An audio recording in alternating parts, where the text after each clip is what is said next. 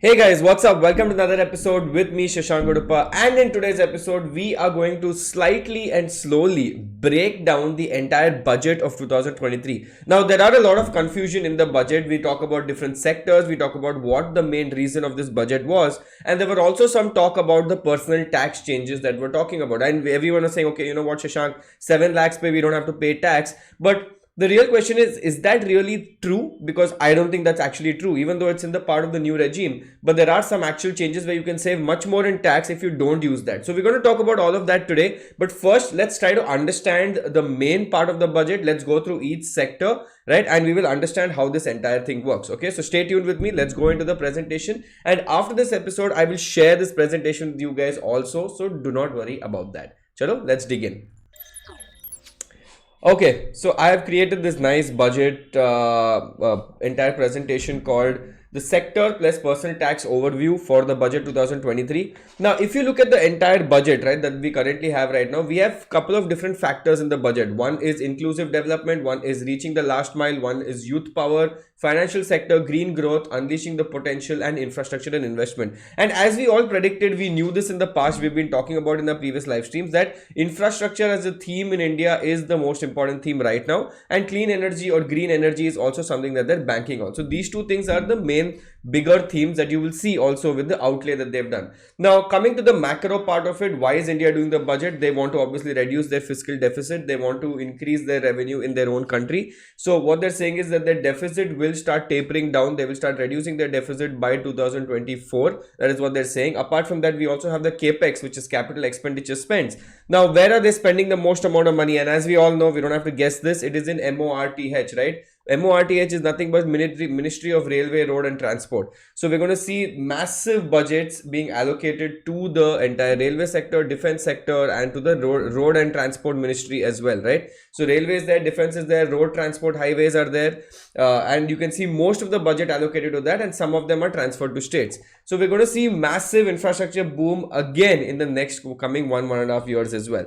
Now, let's look at it sector by sector very quickly, and then for when I finish the sectors, I will slowly go back into the main theme of it, which is the personal finance theme. Okay, so let's look at some of the sectors, and I'll show you some small cases on these sectors as well, because small case has recently created a nice budget 2023 theme, and I'll show you all of that just now, right?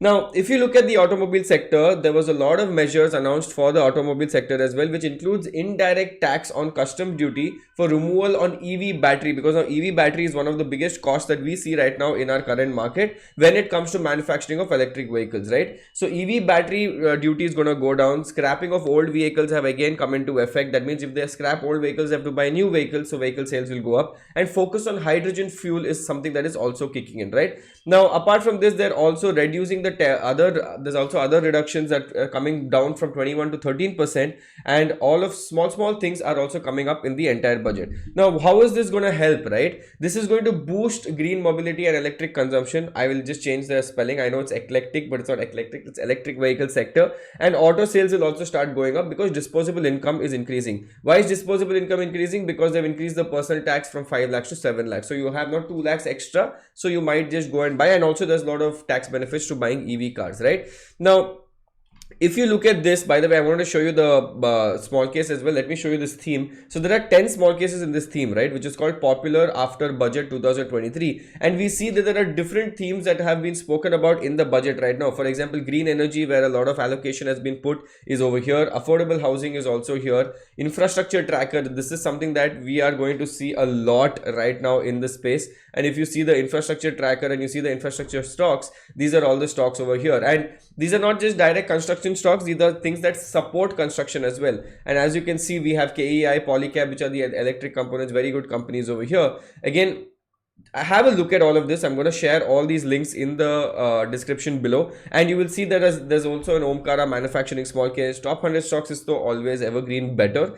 Digital inclusion is there, Omni Bharat Defense, Transporting India, and the great middle class, right? Now, if you look at the automobile theme, and if you look at how we are also saving a lot of money, then you can look at some of the sectors over here, which is coming in the great Indian middle class theme, right? Again, great Indian middle class theme has been doing well over a long period of time. And as you can see, these are more on the consumption story, and we keep talking about the consumption story. So this is a small case particularly dependent on the consumption story, right? And as you can see, most of the auto stocks are here. 4-wheelers and 2-wheeler auto stocks are here, right? So coming back, let me show you one by one everything. You will understand it more better, right?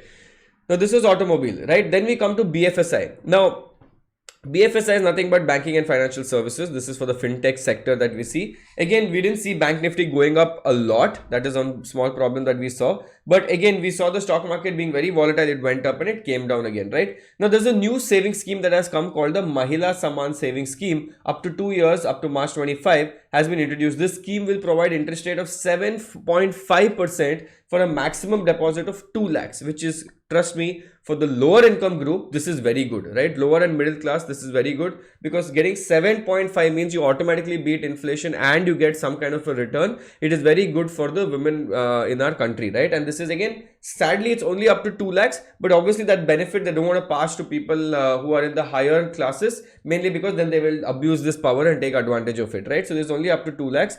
They're also providing a lot of budget to the affordable housing segment, which is approximately 79,000 crores. So that is also coming in. They've also increased the maximum deposit of senior citizen savings scheme from 15 lakhs to 30 lakhs. So this again is very good, because if you look at the senior citizens in our country, they obviously get a higher interest rate compared to everyone else. Now they can get it on a higher corpus as well. Now why is this happening? This is good because the government also gets some funds from this, which they can start utilizing and they can start allocating to other places as well, right?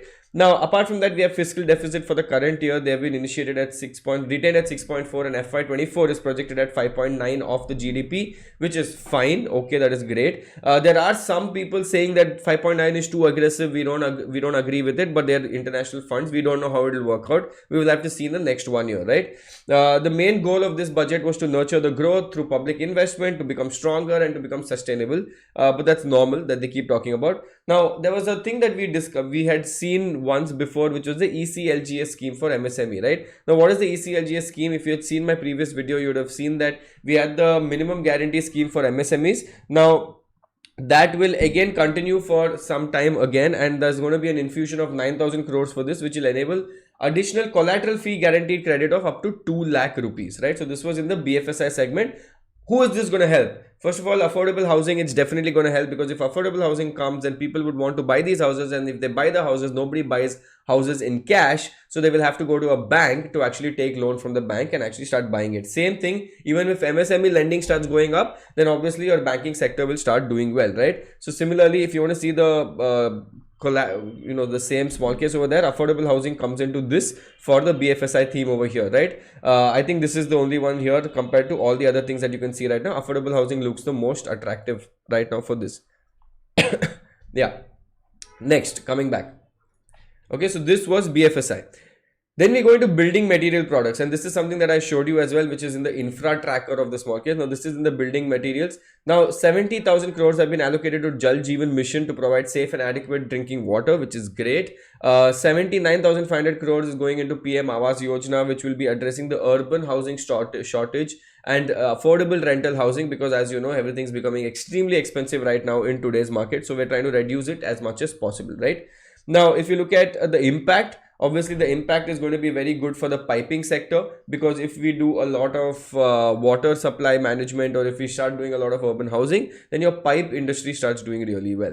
Then we have capital good and defense. Now this was something that a lot of people didn't talk about in the budget, and it was not glorified in the budget, which was mainly your capital goods and defense activities that were there. But there is an increase in outlay for defense. There is an increase in outlay for capital goods measure as well, but we didn't talk about it. In fact, now if you see that railways allocation has got a very big capital outlay, and also allocation for Ministry of Defense also stood at rupees 5.9 trillion, which is great, right? Priority capital investments of 350 billion rupees towards energy transitions to become net zero. So the basic stuff they have tick mark, and also now they're doing a lot of investment into Ladakh for electricity, right?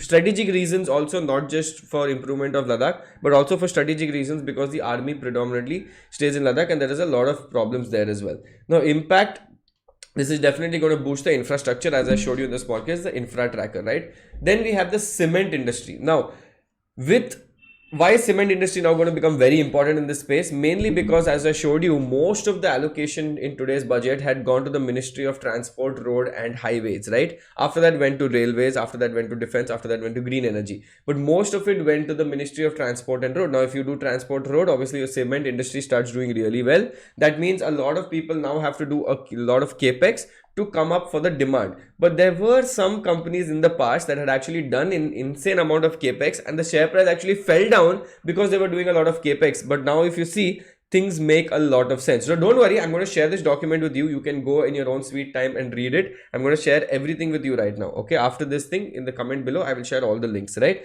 So if there is a higher outlay for road construction, then cement companies will do really well. And if cement companies does really well, then you know what to do after that, right? Again, this comes under the infrastructure tracker. Now looking at chemicals, right? Basic custom duty exempted on denatured ethyl alcohol. That is why you see some chemical companies that were focusing on this have actually started going up 4-5%, because now in the next quarter results or next to next quarter results, you will start seeing the results coming out. It will be very positive because now you suddenly see a margin improvement. Why? Because the custom duty has gone down. So this is something that is going to be good. There are some companies that will definitely benefit from this. Then we have something called metals and mining. Now, again, metals and mining, there is a capital expenditure announced of 10 trillion rupees.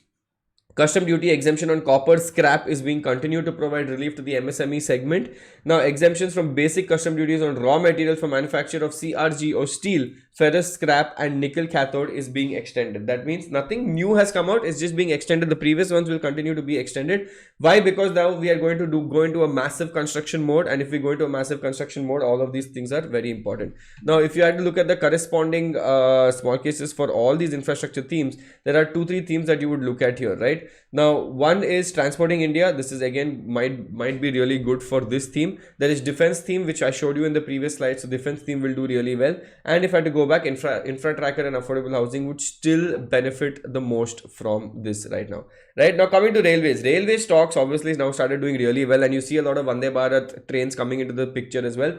Railway has got a huge budget this time, and they want to redevelop the entire railway infrastructure because I think it is high time. We've been lacking with the railway infrastructure. Now we need better and more qualified trains coming into it with better efficiencies. So this is what is happening. Total capital expenditure is increased by 15% to 2.9 trillion, and rolling stocks, electrification projects and doubling of lines has been the topmost priority for this budget as well. And these are some small things that will keep going up. Now we come to agriculture, right, which a lot of people talk about. Now this is agriculture. One sec, let me go back up, right? Let me put this down slightly because I think some people can't see it.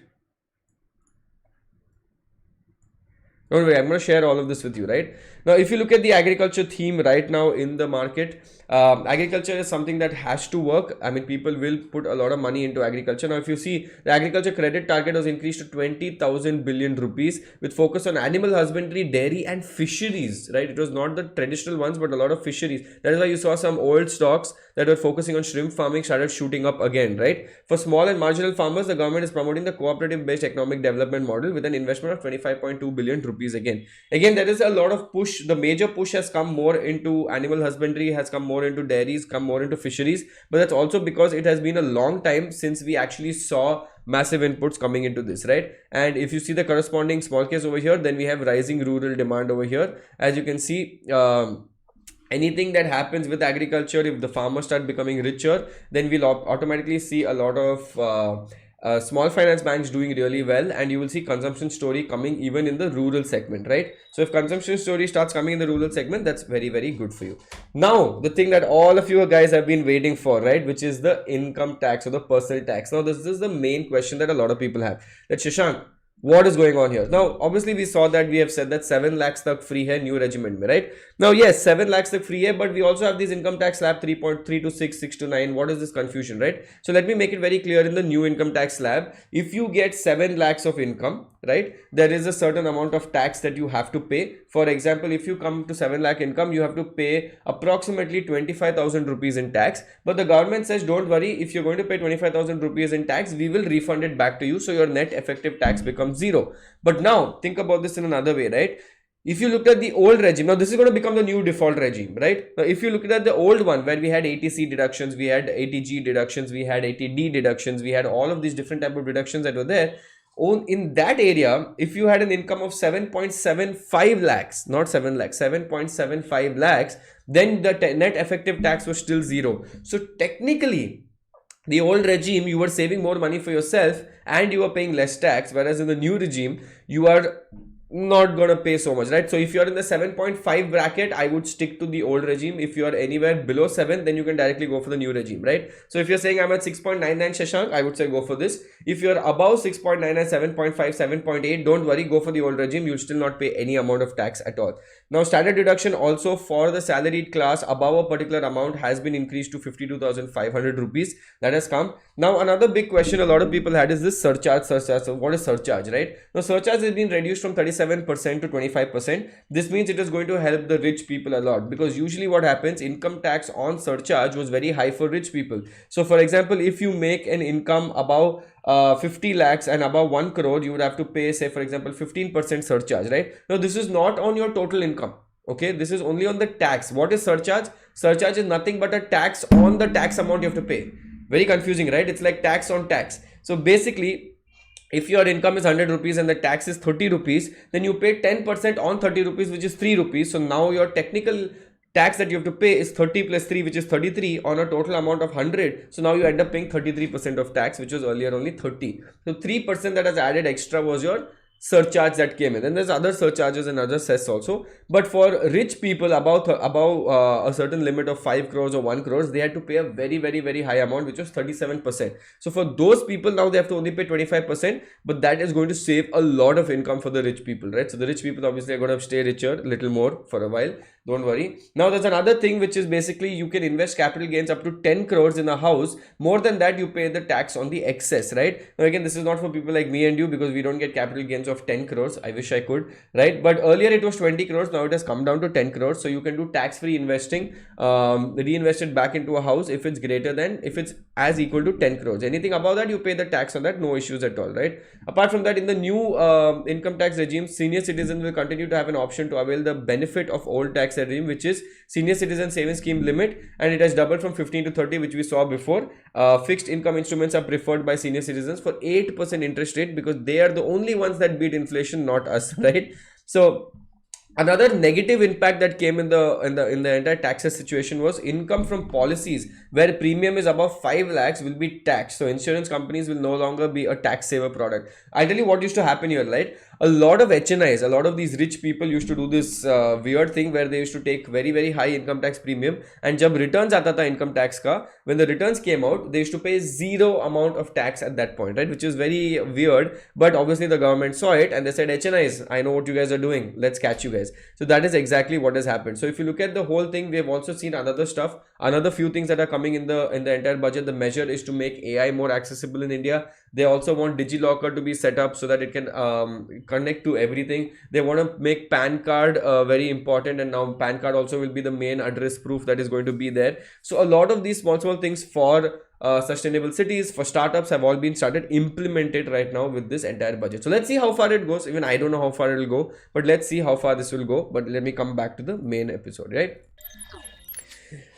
So guys, I hope you guys got a beautiful idea about the entire budget, right? So these were some small different things. Now, to know more about what will happen with the impact of stocks, to understand more on the impact of what might happen, we will be doing a separate episode tomorrow. I think it's around evening. I've just rescheduled it to evening. We will do a separate episode on that where we will talk about what is happening with the entire Adani saga, and I will try to explain it to you in simple terms what games are being played. I call it the Game of Thrones of India right now, but I'm going to talk about that tomorrow. But I hope you guys had a good understanding of today's budget. Go check out those small cases. I will put those links in the comments below as well. And if you have any questions on the budget, put it in the comment section below. I will start replying to you guys. Okay. This is me, Shashank, Udupa, signing off. I'm going to see you guys very soon. Take care. Bye.